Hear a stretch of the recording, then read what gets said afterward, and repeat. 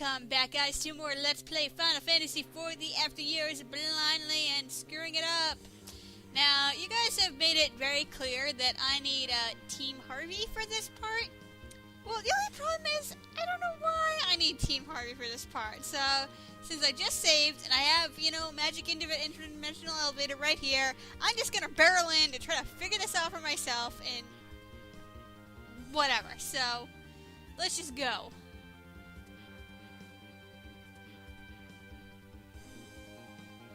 Crystals, okay.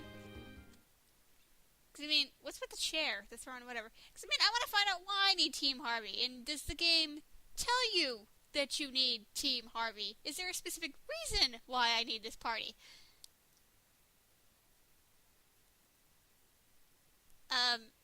No. That is totally not Mary Sue.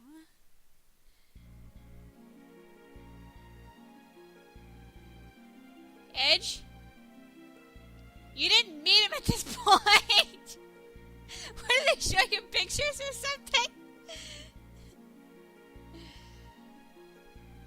No, surprisingly, at least three of the members of the party will recognize this, and why do I always have eyelashes getting in my eyes when I'm recording?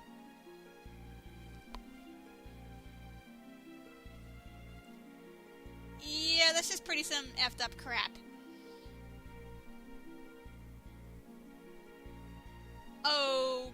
Okay.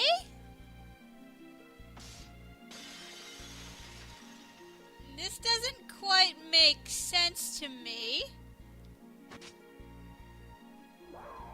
But okay. Oh, that was absolutely bullcrap, game. Are you serious?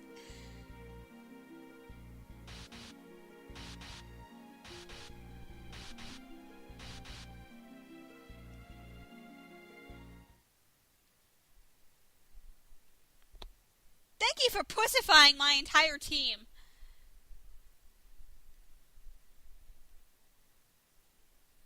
It was not. You people didn't even do anything.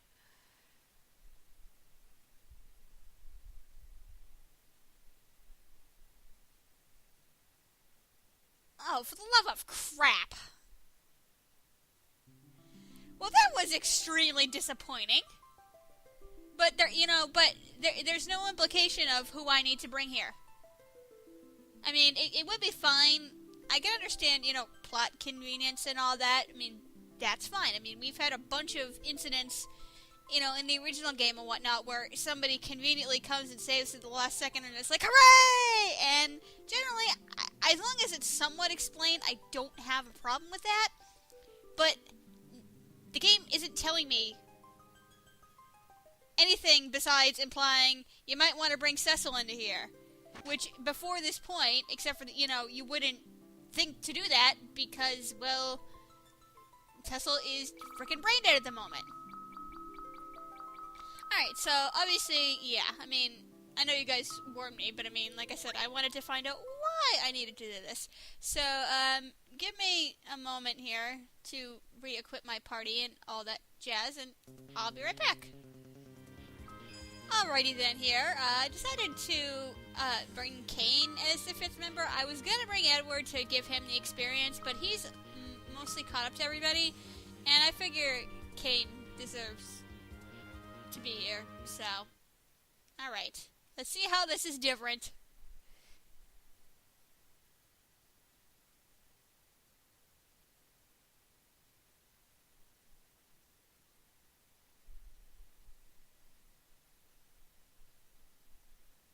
Okay, that didn't tell me much, but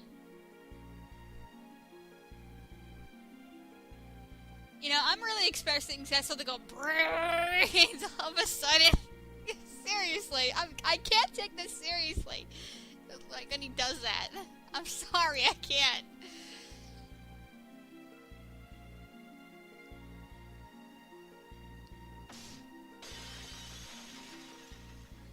Alright. Yeah, Cecil is, like, slow as shit. Maybe Rosa's turn.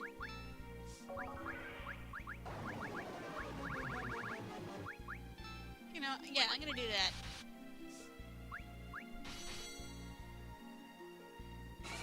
I'm not used to this team, so...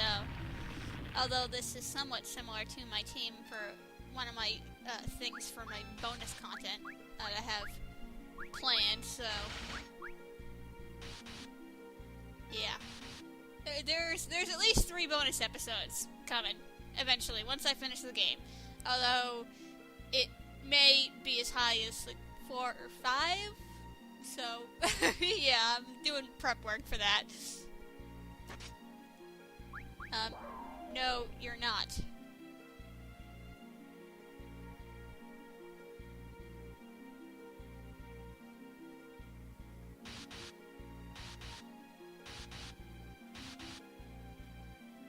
Oh, so Cecil can live through that crap! The zombie Cecil can live. What the hell, game? I'm sorry, I am disappointing you all right now.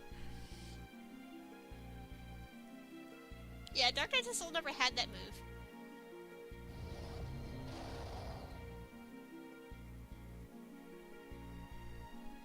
What the hell?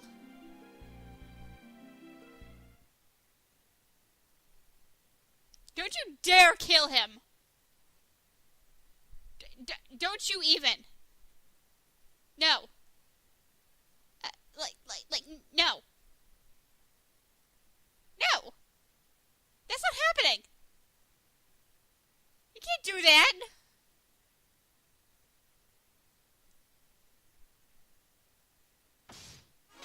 Okay, I have no idea what the freak you're talking about, Dark Knight Cecil.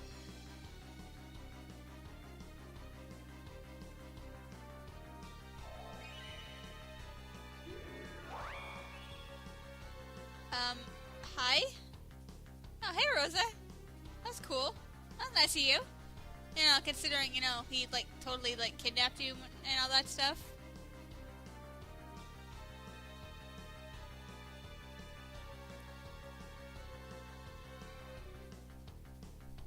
Okay, I'm still not understanding what is going on here. Like, I am more confused than ever.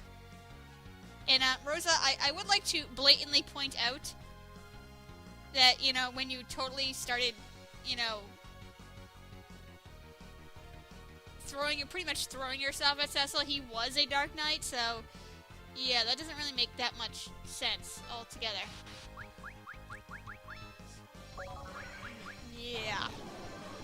I'm sorry, I'm just at a loss for what is going on here, because this doesn't make sense to me. At all.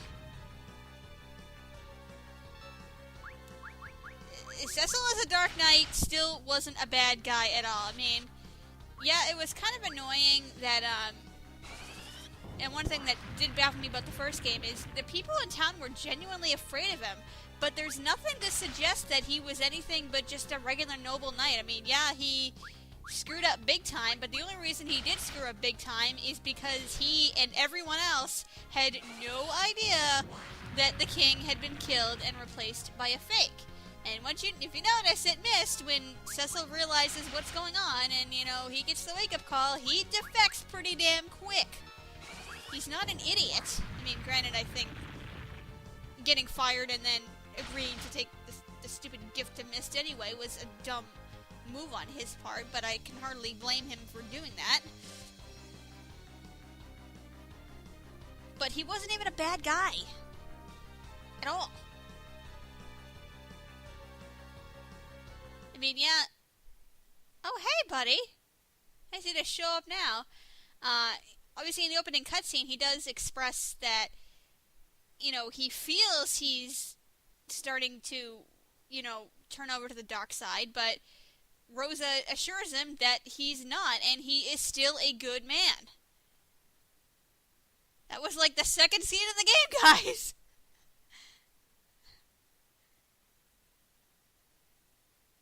Okay, have you guys been seriously, like pulling an Anna and Talon Edward here and, like, totally watching me? Because there's no way you would know, unless you're watching me from the afterlife, that Cain was with me. Because he didn't show up till after you people were dead. And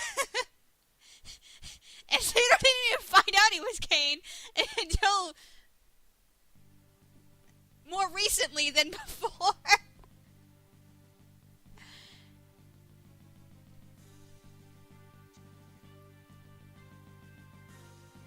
Yeah, the one you would, like, totally, like, saying, "You ain't the man yet, you pussy!" You know, that crap, but whatever. Thank you, Captain Obvious.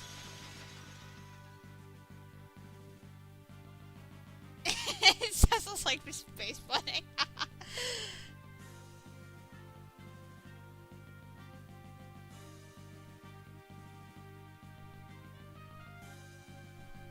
Yeah, and he's totally, like, passed out on the floor there. Is anyone gonna help him? Rosa? You might want to get on that. Like, seriously? Oh, fine. I'll let Tim do it. Oh, I can't bring him back to life. Okay, fine, game. Fine. Fine, alright. I tried to do the right thing here. And you won't let me. Wow, that only reduces me to 1 HP? Okay, fine. Fine.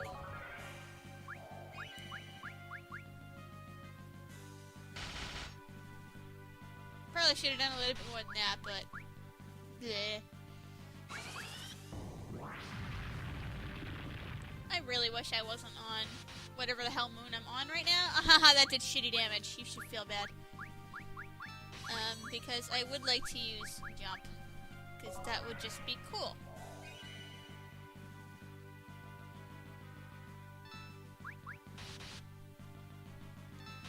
Now, oddly enough, even though I know Kane is not a required member here, I'm surprised there's no extra dialogue for Kane, specifically.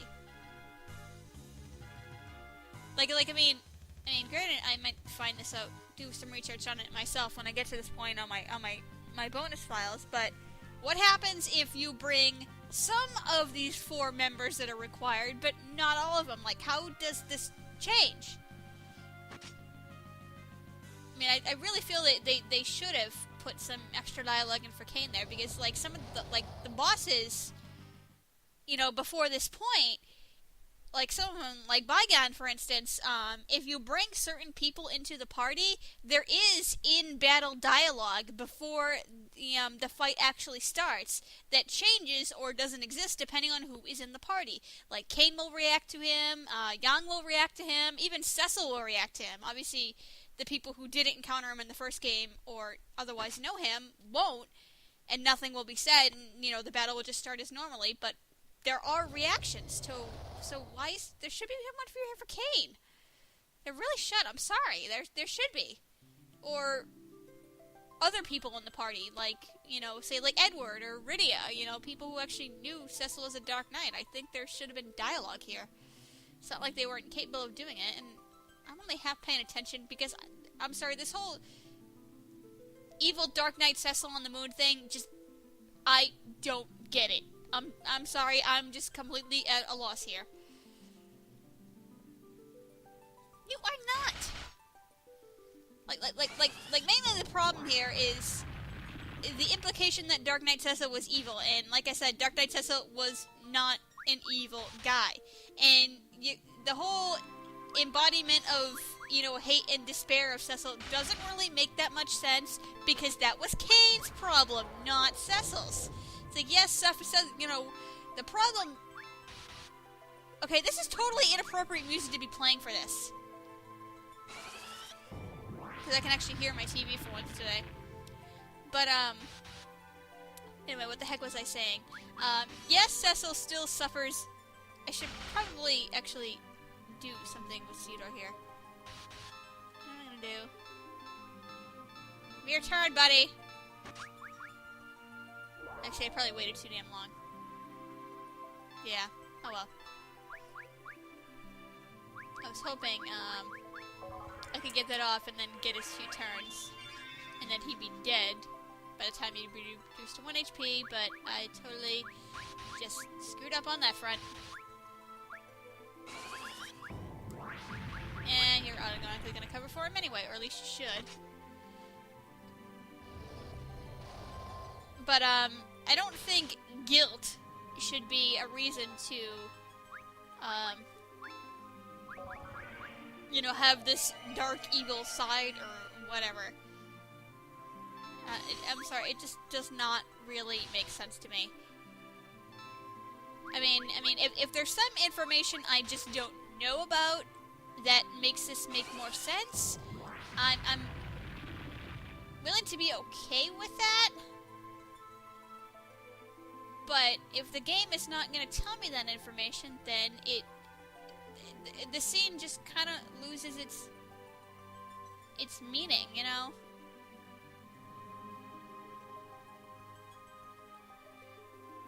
No, you were a totally good guy and only exchanged your powers because, well, Elder Fred told you to and Daddy Ken did it for you.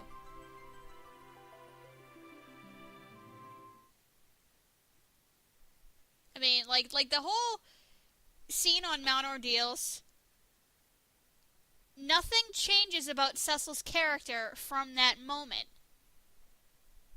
Like, honestly, in my opinion, and as objectively as I can state this, the only thing that scene does, well, besides what involves with Tella, too, and forgive me, I just need to focus my thoughts here for a second to stare at the screen. I mean, disregarding what happens with Tella getting, you know, remembering his powers and whatever, the only thing that really changes from that scene on Mount Ordeals is its foreshadowing for Cecil's heritage. I mean, once you obviously find out, that scene makes a lot more sense. But Cecil, as a man himself, his quest and his ideals at that point don't change from before he enters the monolith to after. I mean, his abilities about what he can do about the situation change, but he himself doesn't change as of that moment. It doesn't really bring him any character development. I'm sorry, it doesn't. I mean, that doesn't necessarily make it bad or anything like that. I'm not going as far to say that, but it doesn't really add anything to the story for Cecil, except for what you find out later in his relationship to, you know, the mysterious voice that imbued him with said powers. Then it makes sense, but otherwise it doesn't. If it wasn't for the fact that it was Cecil's father, you know, the spirit of Cecil's dad up there, that scene, you know, wouldn't add anything to the game.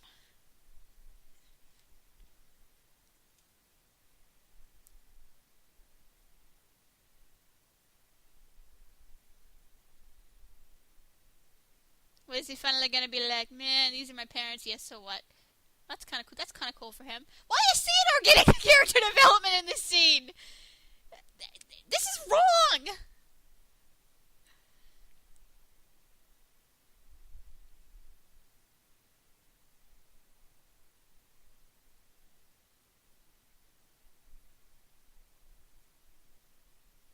Finally! Jesus, it's like the first time in God only knows how long that neither the two of them are influenced by some other force. Dude, we're your family, man. Group hug? Group hug? Alright, that's close enough for the group hug I'm gonna get. Sword? Okay. Can I take it? That sword is bigger than I am! Hooray! Why the hell haven't I had this the whole time? I don't know. But, man, gameplay, story segregation between sequels. Alright. And I see a dead end. Oh, please don't tell me I gotta fight Mary Sue at this party. I don't want to fight her with this party. Please go away. Because I need to, like, switch my stuff out and everything.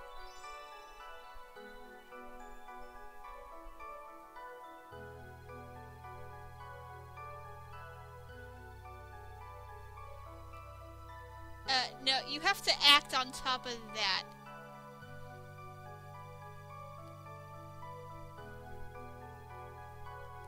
Well, to be perfectly fair, Ceodore, you did have a lot of pressure put on you, and not that it was necessarily anybody's fault, but you were put in a pretty tight role in life.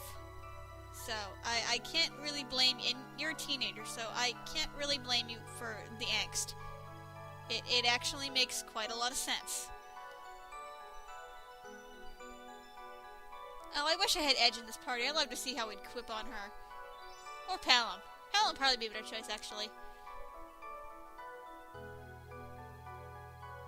Actually, this better not frickin' be the Mary Sue fight, because if she's got Bahamut, I need Rydia, don't I?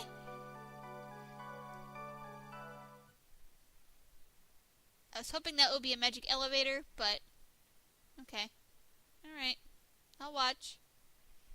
If it would load.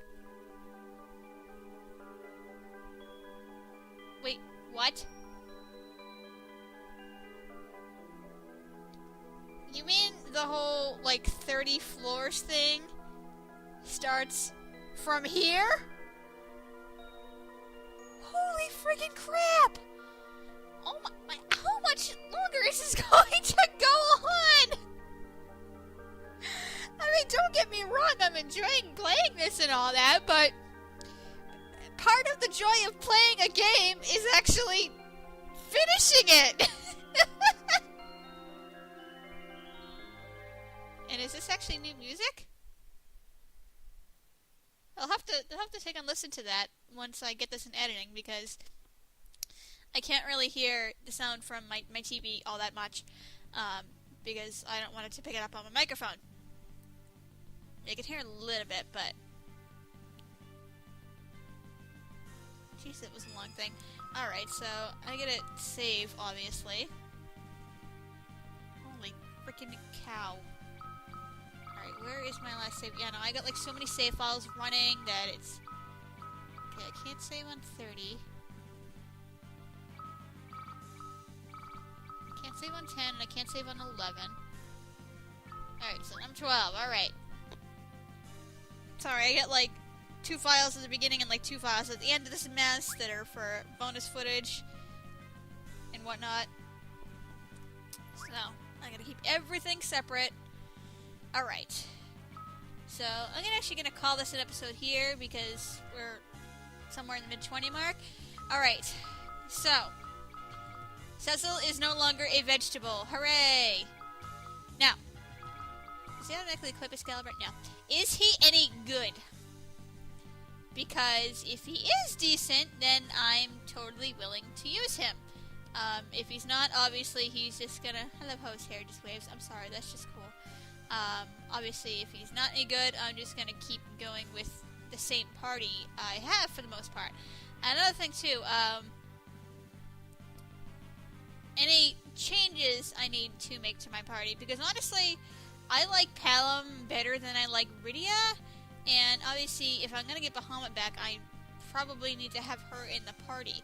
But if that fight is not happening soon, I want to put Palom back in the party, and if not, I'll keep Rydia. So, let me know about that, and I'm just having fun walking in circles while I focus my thoughts here or anything like that. I've been getting some mixed opinions here or there. Fluttershy in or out? Because I have Edward, at one point,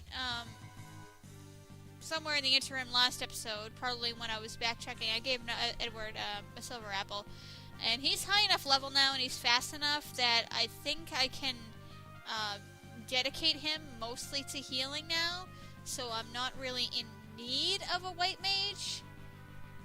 The only issue is, and partly what's keeping me from outright kicking Fluttershy out of the party, is that leaves me without any white magic buffs and debuffs.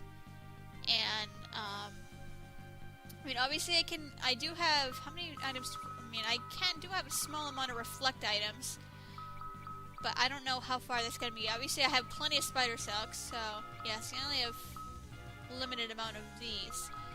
And, so I don't know how much of white magic buffs and debuffs I am going to need.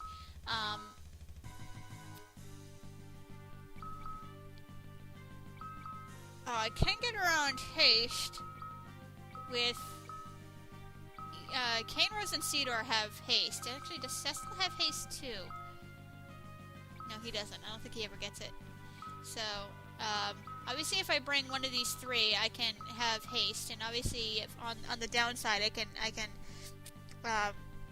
hope for a haste march on Edward if I'm not when I'm not using the heal. So I'm not sure where I stand on the Fluttershy issue. Opinions, pros and cons, because I mean even though I've been mostly forming my party unless otherwise necessary out of personal preference, slightly over party needs, which is obviously why I chose Fluttershy over Porum and Rosa in the first place, even though both of them are slightly better than her. But right now, I'm kind of on the fence. I'm open to a few little options here. I might change my mind about the party. I might not. I don't know what I'm up against, so I don't know what is absolutely necessary and what I can do without, as long as I'm being careful. Especially since I have 13 more floors than I thought I was going to have as of 10 minutes ago, so that kind of is a slight game changer to me now too. So I don't know. So yeah, leave opinions and stuff, pros and cons in the comments and things like that. I mean, like I said, I may change my mind, I may not change my mind, but I will at least take you guys' input into account for this decision until I come to a decision myself, which it could be 20 minutes from now. I may say this is going to be my party and that's that, but I'll let you guys, give me your input. Let you influence me a little. That's the point of this blind Let's Play, so yeah, thanks for watching. Sorry about the random ramblingness in this episode, but that's what I tend to do. So I will see you guys next time.